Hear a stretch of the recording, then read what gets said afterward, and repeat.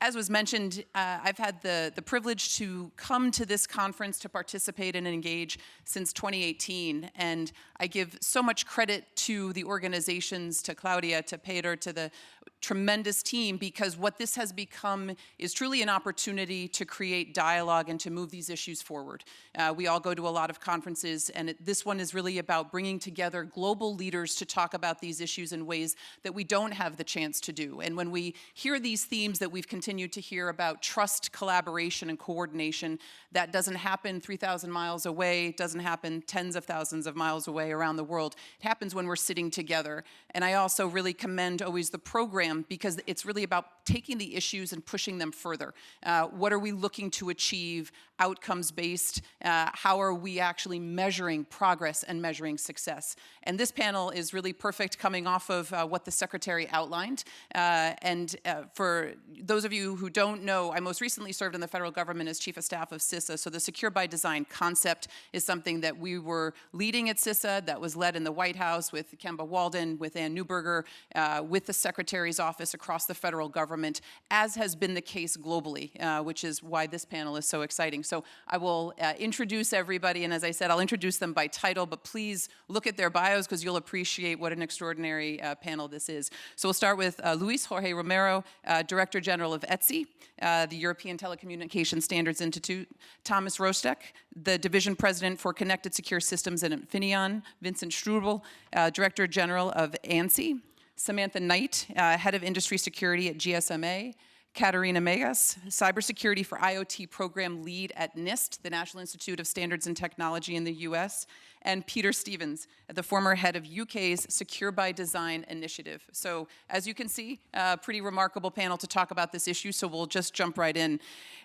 When we look at Secure by Design, as the Secretary said so perfectly, what we're talking about is how are we sharing the burden, but moving the opportunity for security and safety to be built into products, to be built into software and hardware. Secure innovation does not have to be an oxymoron. It actually has to be the concept that drives the future. And we're no longer in a place where we're waiting for the market to do this. We are talking about the urgency of resilience and security and safety across critical infrastructure and products.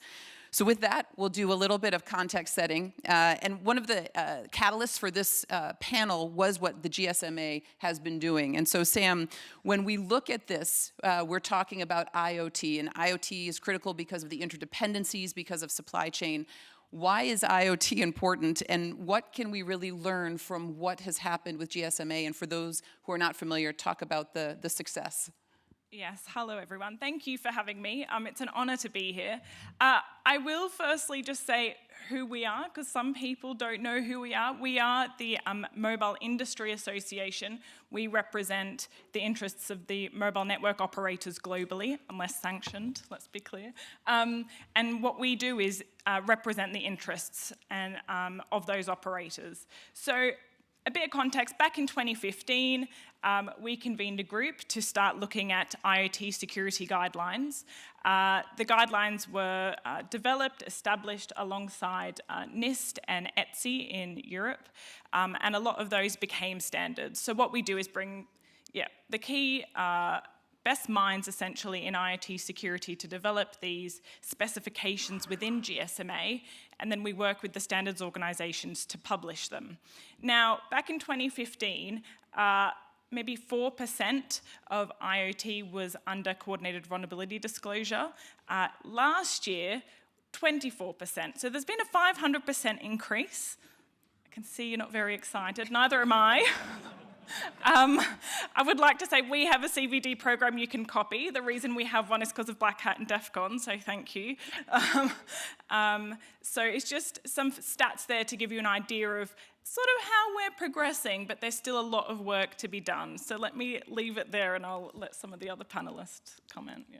Well, we'll take a look, because when we look at IoT and talking about what you've done, it really is a question about the threat landscape and how are we understanding what's happening both from state actors when we're seeing cyber threats with criminal actors. And so I'd like to ask Vincent and Thomas to share your insights on what you've seen with cyber threats with criminal and state actors as they really look to compromise IoT. So Vincent, we'll start with you and then we'll go to you, Thomas. Okay, well, first of all, thank you, and it's great to be here. as a cybersecurity agency for France, the major trend we've seen over the past few years is actually twofold. It's increasing pressure from state actors that do a lot of spying, but more and more disruption of critical infrastructure. And at the same time, not only increasing, but spreading pressure from criminals wanting to make money through cyber attacks and basically targeting any corner of society and economy. It's such that today you don't have to be a target to be a victim, to put it simply. And it's a major challenge in itself. And both types of attackers are very adaptive, and they can adapt quickly to evolutions in the landscape. With that in mind, the IoT is becoming more and more of a battleground. First, I'd like to take a special case, which is that of smartphones. They've always been, smartphones and personal communication devices, they've always been, always will be a major high-value target for spying. And they've seen a lot of investment in security and a lot of investment in defeating that security. And lately, we've seen that competition be somewhat unbalanced due to the proliferation of commercial attack solution targeting those smartphones. So we need to keep investing in the security of those, but we also need to fight the proliferation of commercial attack tools. Outside of that scope, I think IoT is basically defined by generally a low level of security at the moment due to no or little incentives to investing in cybersecurity, due to a constrained environment, due to no security built in the life cycle. We see a lot of IoT being not updated, not monitored in any way. And I think if you look at another problem, GSM, for example, was a major success in terms of design of cybersecurity.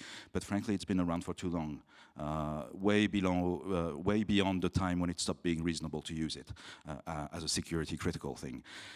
And the impact of that is, first of all, that we see a lot of connected devices that don't handle sensitive data, that don't participate in critical uses, being targeted by attackers for the simple fact that they are connected to the internet.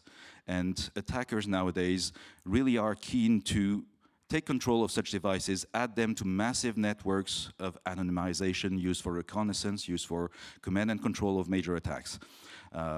And we've been quite successful collectively with the FBI, with various partners, in taking down some of those networks.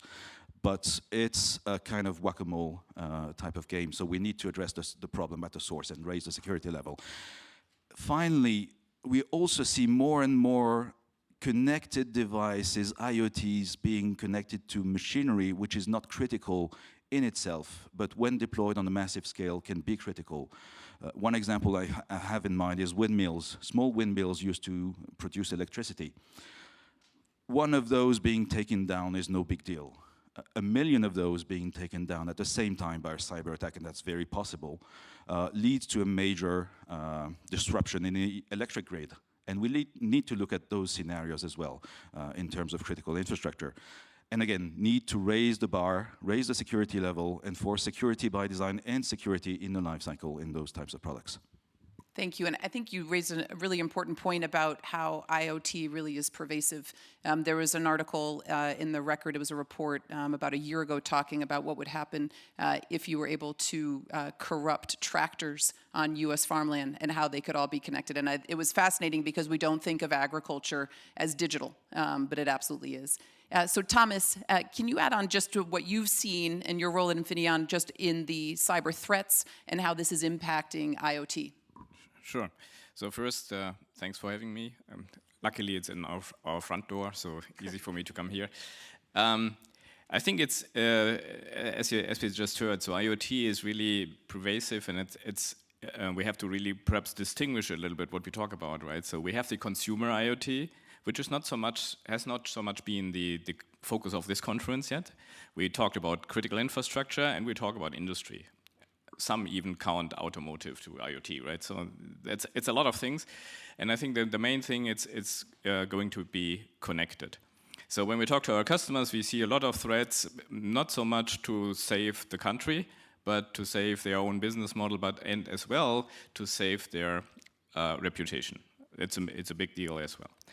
However, what kind of problem do we face in IoT? It is actually companies coming up every day. And they're coming up with new ideas, with new devices that they bring up. And their first attention is not on security. They want to sell a product. They want to sell a functionality. They want to sell a service, right? And that's where they come up with. And the thought of security by design, one thing that we're talking here about, is not in their mind in the first place. That's why we kind of have to help him, and I would then quote the Director of the Homeland Security, in jointly stepping up. And there's a few initiatives. So one is obviously we can, as an industry, can do a lot in standards. Standards can already define how certain things have to be done to be secure. The second one, industry can step up, and I would like to introduce an organization or an association that we work with here, which is the Charter of Trust. And they have some principles as well, and I would quote 3 of them. So one of them is security by design, or by default. The second is education, which is super important because we need the experts, but we also need the CEOs to understand that security is important. And the last one, and with this I would like to end, perhaps we can elaborate later, is regulatory framework. We were talking about incentives. Now being industry, I think it will not just be solved by the market. So we need a certain, motivation, let's call it like this, and certain regulation will be helpful because they not only define the way, they also tell us how high we need to jump. I think it's so important because for a long time, and the Secretary really touched on this, we've asked the marketplace to drive security. And what has happened right now is when you have first to market trumping secure to market, we've got to be able to look at an infrastructure that really builds toward resilience. And we're going to be talking about standards, but this is a question, and then I know, Peter, you're chomping at the bit for this, so we'll just start with looking at this one. When we're looking at what incentives that we could develop to ensure products are more secure and safe, you've got great analogies. I think to Thomas's point, we can never underestimate the value of education and creating literacy and fluency in technology. These are not engineering issues, these are people issues. And so I'd love to turn it over to you, given particularly your former role. Yeah, no, I think, well, it always comes back to who are the users of these devices and what levers can we pull. So in the Secure by Design work in the UK government, what we did was had to really understand what are the consumer insights. And so we did lots of research and understanding, how do consumers engage with technology. Sam was talking about, the prevalence or lack thereof of coordinated vulnerability disclosure programs, which is indicative of just a failure for companies to adopt good practices. But then consumers overwhelmingly said, I don't really care about security too much because it's already secure, right? And so that the insight was that they just thought, for goodness sake, it wouldn't be available on the market if it wasn't secure. I can't buy a kettle that can electrocute me. So surely, if I can buy a baby monitor or a doorbell with a little camera on it, it must be secure. Some wizard somewhere has enabled me to buy this product secure. And so the challenge for policymakers is to kind of deliver a world that citizens kind of already believe they live in. And so that was the challenge of how can we apply that logic? How can we celebrate good practice? Because I guess also as a government, you get to see, of course, there are lots of manufacturers who do good stuff, who do embrace coordinated vulnerability disclosure, who would never dream of having a default password. But then there's a huge spectrum of devices. And so it's the ones who don't come to conferences and talk about how important security is that we need to then think about. And so the way that we worked is in 2017, we published a code of practice, very simple, 13 high-level principles saying, this is what we think good security looks like. Please share us your insights, give us feedback, tell us what you think about it. And then from that, we then kicked off a consultation process, worked in partnership with NIST, with ETSI, with GSMA, everyone else to try and understand more about this work. And then from that, we then did a consultation process. We asked the question, should we legislate? To which the answer was universally pretty much, yeah, you should. And then we had a question about, okay, at what point should we legislate? And I think we talked about previously the importance of proportionality, and that's a really important one of, we need to get that balance of innovation as well as promoting innovation, but also protecting security. So then where's the tipping point? And if it's not all 13 elements of the code, where could that be and how would we implement that? So the process then from that was to then move to the top 3 components, and then that is then the element of what was then the Product Security Telecommunications Infrastructure Act, which went into Parliament in 2021. There was the element about adaptability, which is something we can talk about as well, I think. About, I guess, a challenge that you've got is, of course, technology moves so quickly, so how can we equip government infrastructure with the capacity to respond to new threats and also to raise the bar as things move. So that's something which we had to think very long and hard about how you do that by creating the balance between sort of legislative frameworks and then adaptive regulation, which can be more responsive. So that's something that, again, I think is really important in that process. And you said something when we were doing a pre-discussion that I think is so important about assumptions, right? When people buy products and they just assume certain qualities. And I know there's been discussions about labeling, which we can get into a little bit as well. But I thought one of the things that you said, which was very direct, is, if you have a product, you assume it's not going to electrocute you because there are standards. Why can't we have the same types of standards that create that assumption and actually it's true? So Kat, I saw you pick up the microphone. I was going to ask you a question, but go ahead. No, I was just going to add to that, just to kind of bring the U.S. perspective to that. Executive Order 14028 was looking at exactly at this idea. How can we incentivize the marketplace to do better? And the work that NIST did under Executive Order 14028 was to look at labeling. So not to kind of jump ahead. In the US, though, at that time, we were looking very much at a voluntary effort. The US and the White House has announced we are going to be deploying a US Cyber Trust Mark. As part of that executive order, NIST identified those minimum cybersecurity requirements for software and IoT products.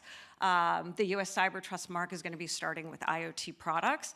But as part of our work and as part of our pilot, we delivered a report to the White House looking at incentives. And one of the big takeaways, at least in the US, when looking at what can government kind of do as well to incentivize this, the idea of a safe harbor was brought up repeatedly as something that could be used to kind of incentivize, especially when you're looking at a voluntary effort and looking at how can we bring some of the major players. And we looked at other examples, like we looked at Energy Star, right? And how was the marketplace able to actually move people towards adopting a voluntary label around something like Energy Star? So one of the things we learned was to look at safe harbor.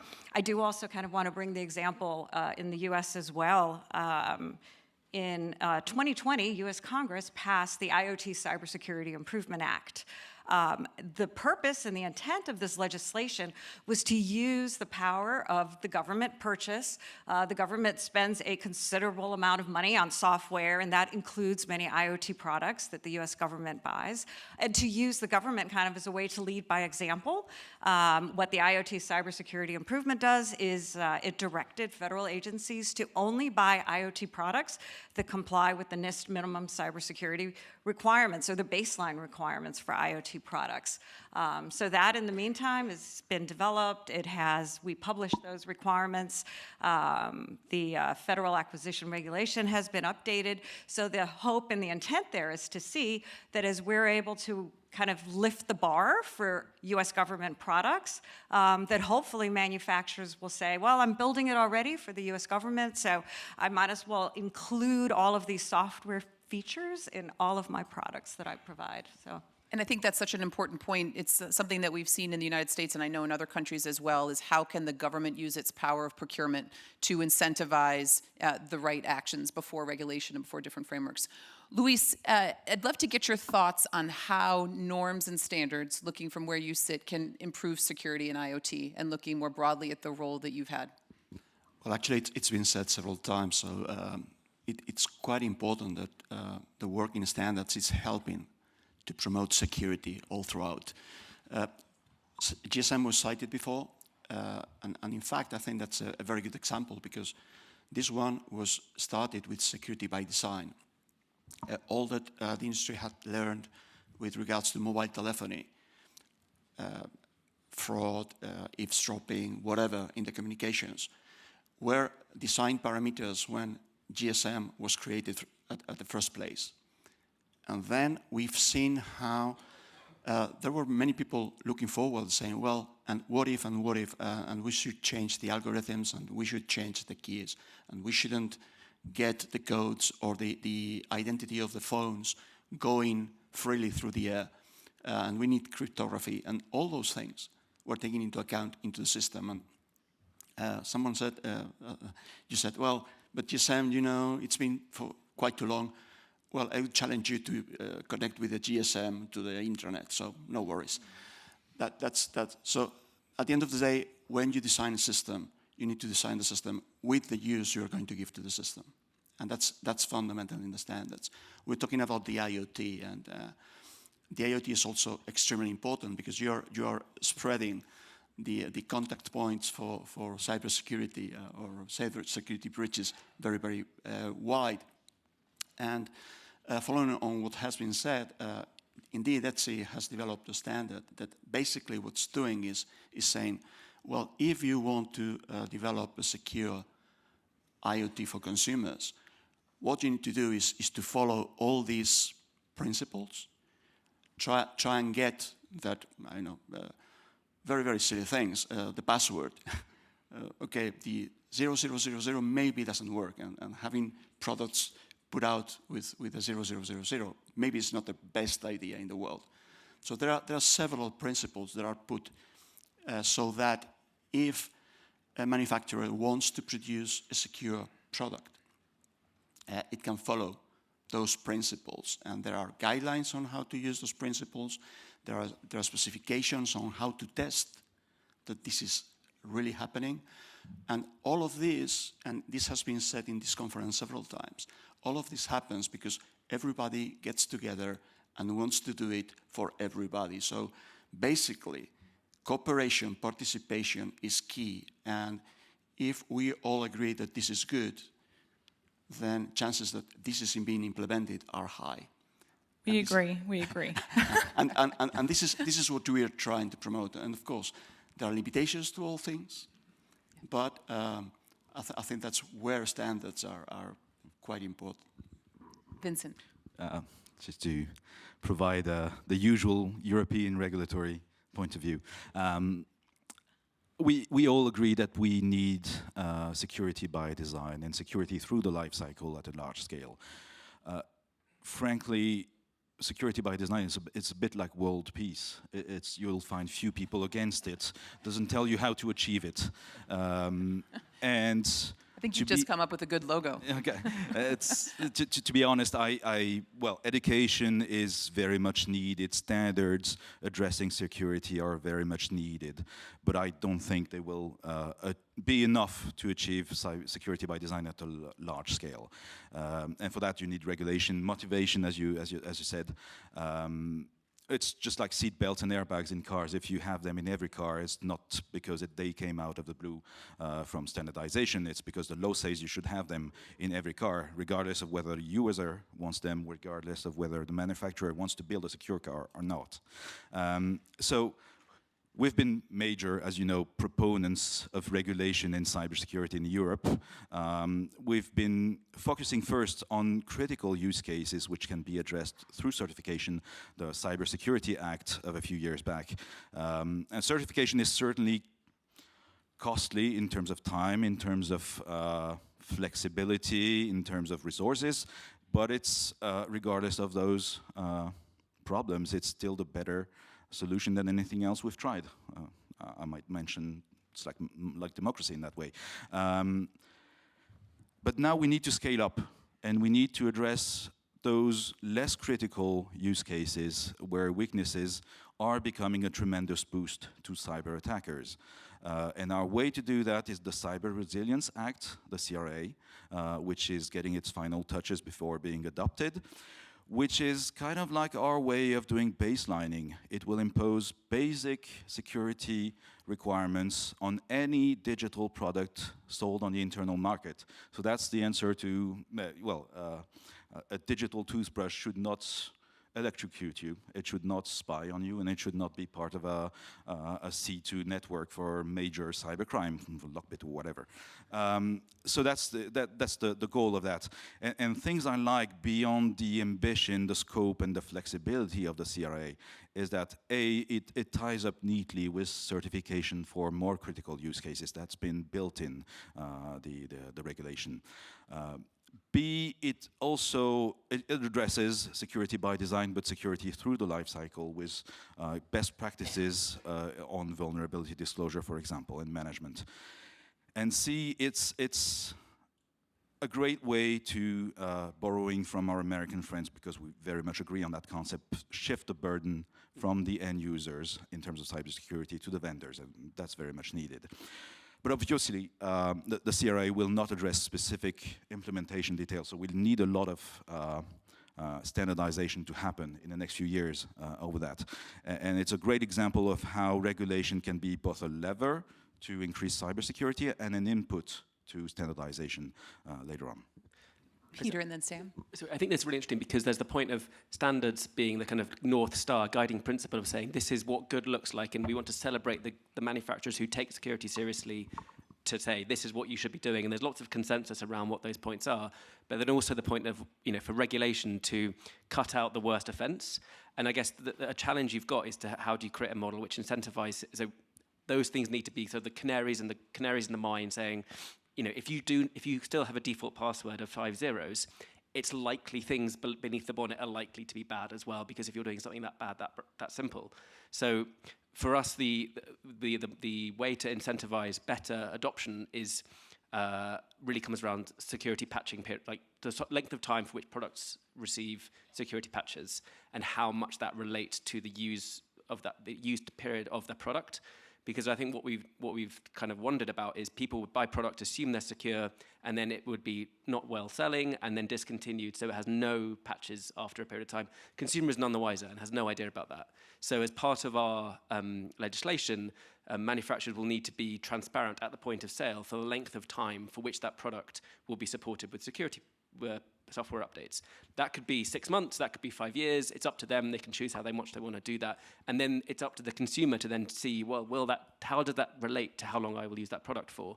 And I think what we're looking to see is understand how much that dictates market behavior, because consumers are fallible. And I think if I could wave a magic wand and say every consumer needs to recognize that patching periods is related to how long I will use the product for, then great. But we don't. That's an assumption. We have to test that, and then we'll see how it changes things. And that analogy exists so much in throughout the space around when you look at recalls and other pieces, but we don't think about it digitally. How do you ensure safety throughout the ecosystem? I know, Sam, you wanted to say something. Kat, Luis, go ahead. So much to say. No pressure. I think what I was going to say was ETSI already has some recommendations out there which are aligned with NIST and GSMA, and it's quite simple. The 74% gap, we're talking about 3 things here. We're talking about no default passwords, a CVD program, and patching, software patching. So these should be regulated. You'll never hear me say this. I work for the GSMA, I don't normally sit next to regulators. But I think these simple 3 things should be done, and they should be regulated. And I think, we're going to get a reaction now. I have another can of worms. As of 29th of April 2024, they will be in the UK. Great to hear. So I think that's really going to improve that 74% gap that we have. Practical mind over here. The other thing that I wanted to actually talk about, which we are working on within GSMA, is IoT Safe, so the secure applet. So this is sort of more future-looking. We need to ensure, the supply chain is secure. We talk about that a lot. It's a good thing to talk about. I know I sound like it's not. It's a good thing to talk about. But we also need to hold the chip manufacturers responsible, so your Qualcomms, your Intels, for ensuring that we have a root of trust. If your root of trust isn't secure, then I argue whether the supply chain is secure. But yes, anyone else have any thoughts? Yeah. Go ahead, Kat. No, I think I just wanted to react a little bit to what it felt like the conversation was talking about. And it seemed like we were saying that standards can replace regulation. And I don't think anybody has ever proposed that, but I do kind of want to offer some lessons learned that we had starting back in 2017 when we started looking at the problem around IoT cybersecurity, and we started looking at how do I identify minimum requirements for IoT. And what we quickly learned and what we walked away with is that it is much better for us to talk about cybersecurity outcomes than to try to talk about specificity and try to define exactly how those outcomes are met. One is, I nearly jumped up and clapped when Secretary Mayorkas said one size doesn't fit all. That was one of our first takeaways. One size doesn't fit all. And that is where I think standards can help. That is where I feel that our research is focused on what are the 10 cybersecurity outcomes that any IoT product should be able to support, and that's our baseline. How that's implemented, we find, is better worked out in standards bodies. One, they're more agile.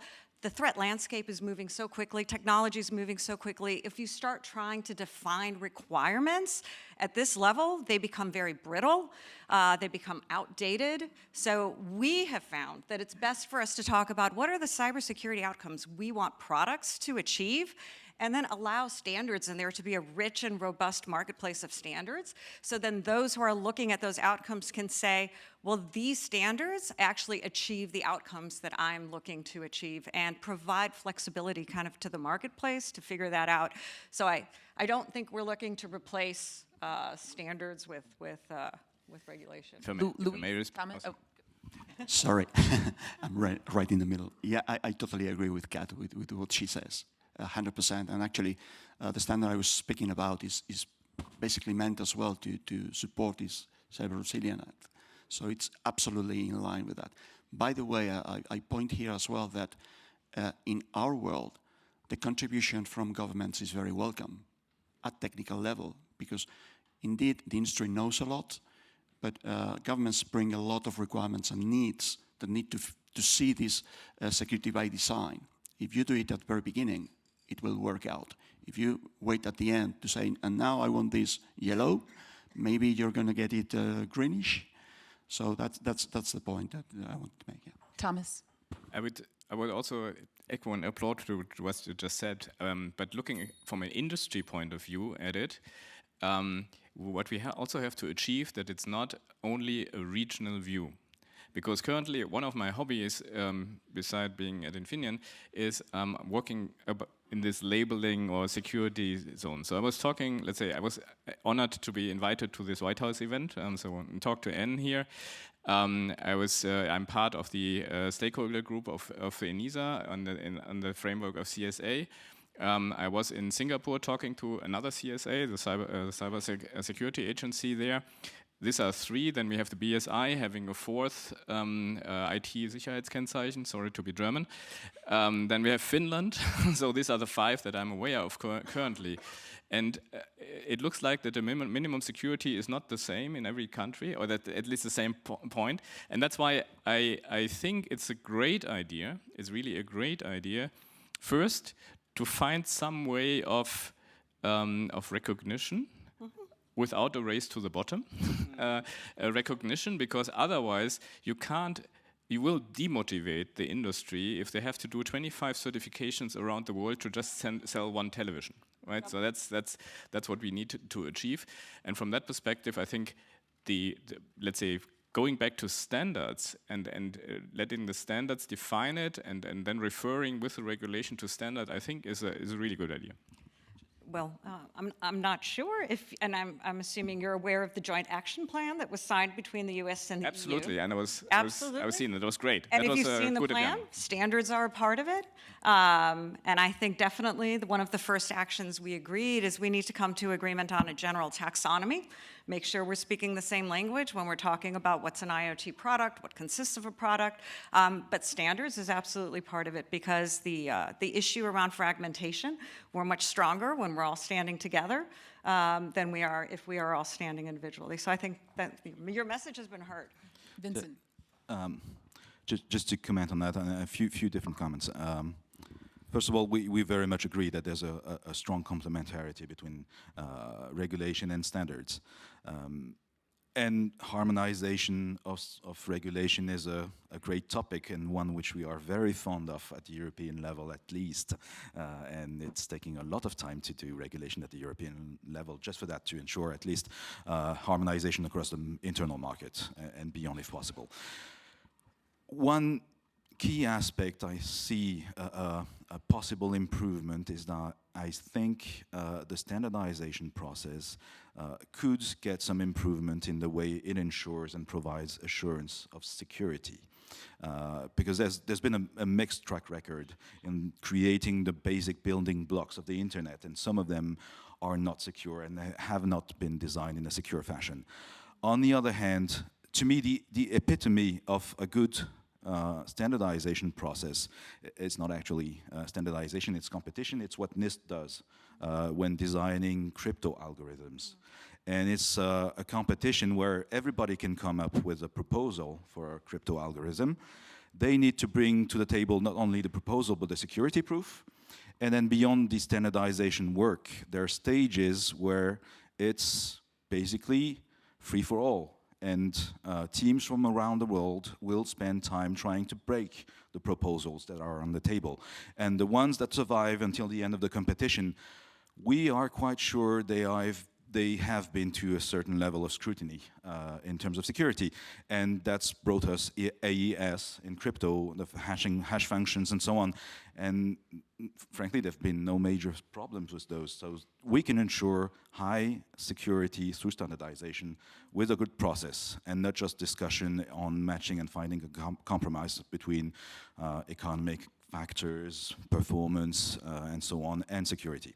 You need to have a minimal bar for security. Lastly, keep in mind that standards body can be targets for cyber attacks as well, because even the attackers have very much identified the leverage that standardization bodies can provide in enhancing or lowering cybersecurity in a way.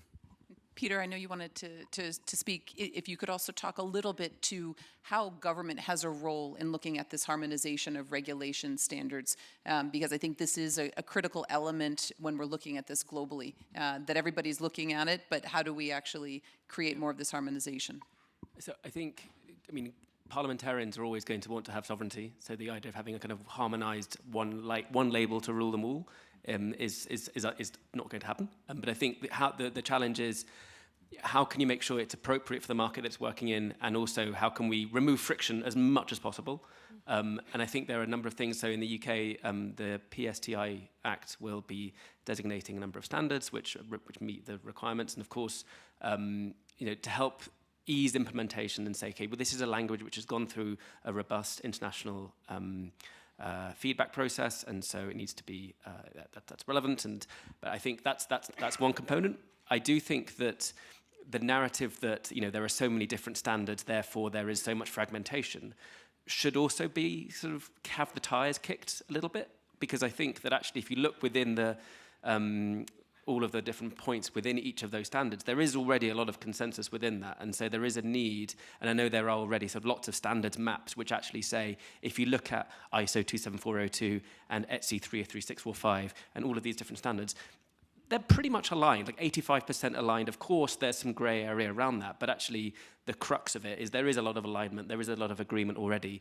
So yes, of course, fragmentation, and I appreciate the challenges from implementation for businesses, but also let's keep that in perspective of the reality that there is a lot of broad consensus, and we should also celebrate and recognize that fact as well.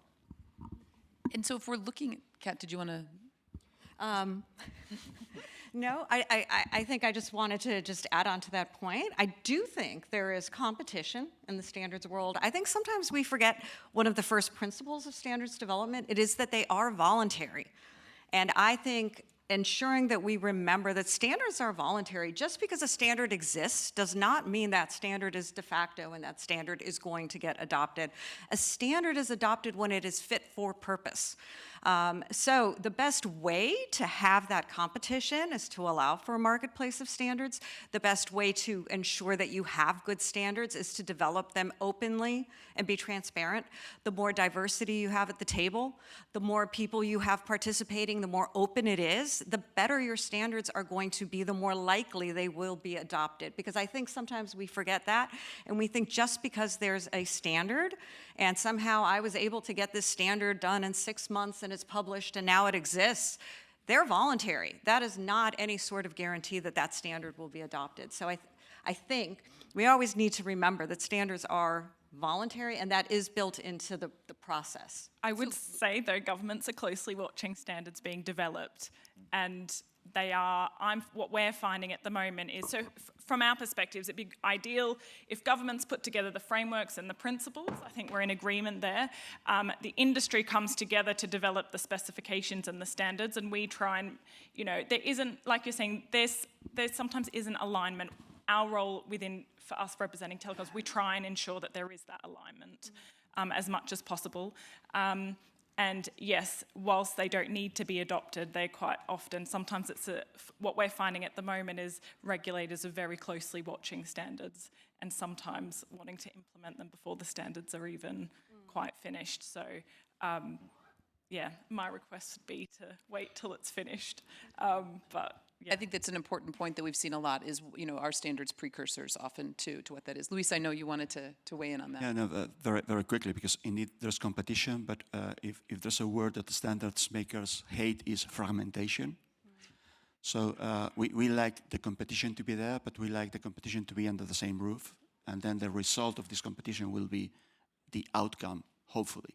And by the way, a standard that's made to stay on a shelf is not a standard, it's a nice book. Standard needs to be implemented and deployed, and that's the value of that standard, and that's why the most contribution is to that standard. The more partnering to get this standard through, the better it will be and the more accepted. If we go back a little bit to thinking through IoT devices, Thomas, to something that you said earlier, how do we identify and should, when we're looking at standards, risks and vulnerabilities and products and offer approaches for remediation?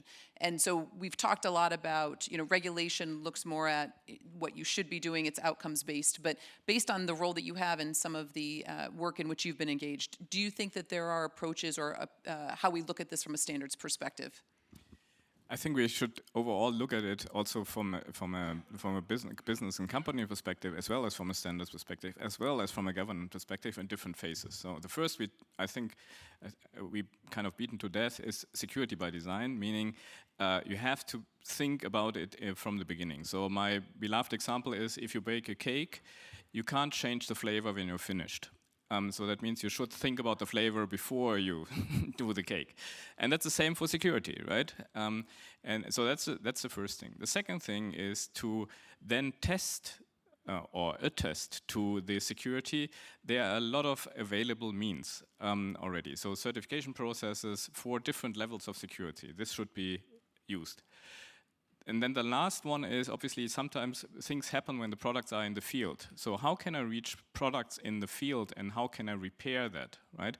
And in many of these label programs, the updatability is one of the main features to be able to also address things out there. So I think my main message is we don't have to invent a lot of new things already. And I think we will hear that in the next discussion as well. Most of the security aspects, ideas, procedures are out there forever. And I think we need to bring them both into the standards and we have to bring them into the companies. And again, it's a management task, it's a leadership task starting with, and then obviously also a capability task.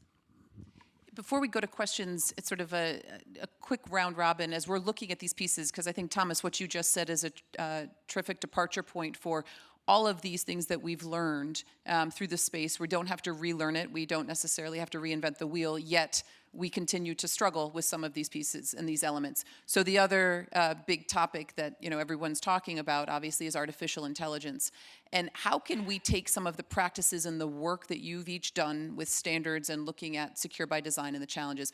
if you were to identify what's the top element, the top priority that we need to be thinking about as we're looking at creating secure artificial intelligence, whether it's from a collaboration perspective, from global norm standards, what would be the top issue? And I guess Peter, I know you were going to say something anyway, so we'll just start with you.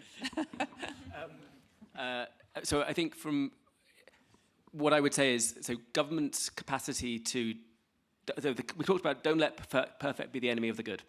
And I think government is better at defining bad than maybe getting agreement on what good is. And so I think if we can say we know what bad is, and we can all agree this is bad, and then consensus around this, then we can move forward. And so I think like that's the journey that we learned, is actually we can make progress there. So let's help just start by defining bad and get rid of the worst practice.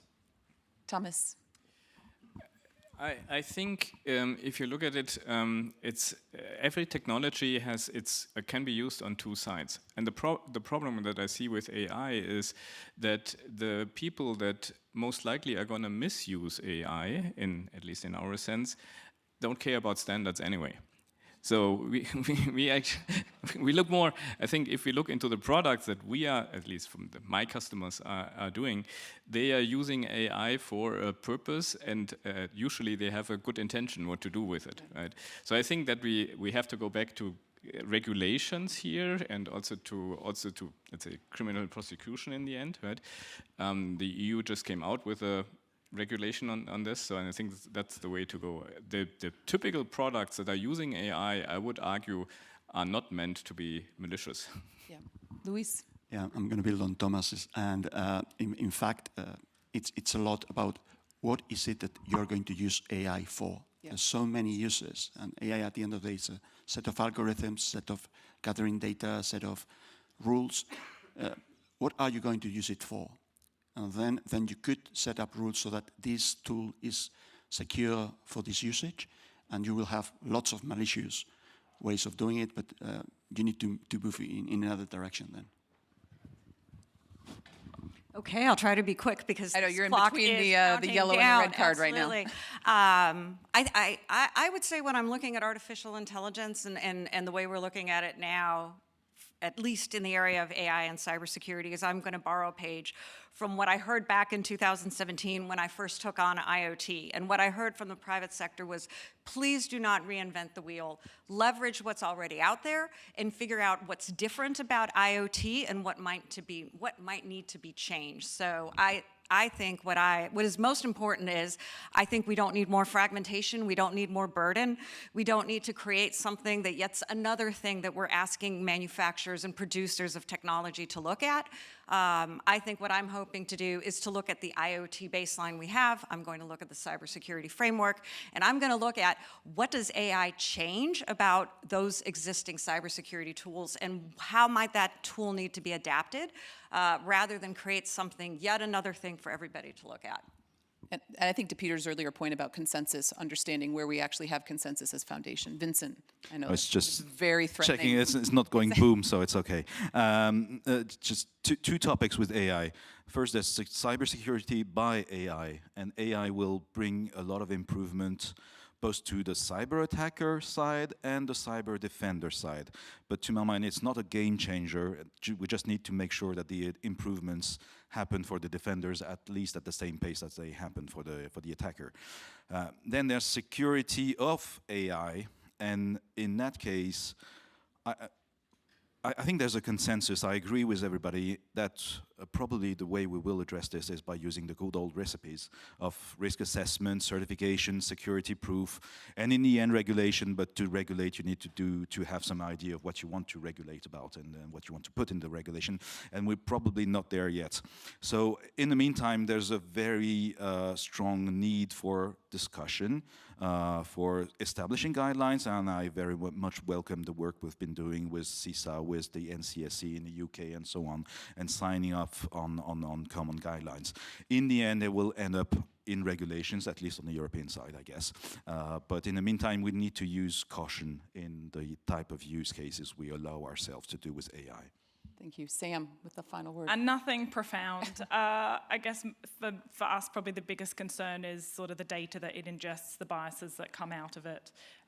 We will use some of the principles that we have and that are existing. But it's early stages in telecoms, I'm not going to lie. So. And it's breaking the components down to ensure that the components that go in are safe and secure. Yeah. And so do we have time for one question? I'll get the red card, right? It's getting red again. We're done. Thank you very much to each of you for this great discussion, and thanks to the MCSC for creating a platform for this conference.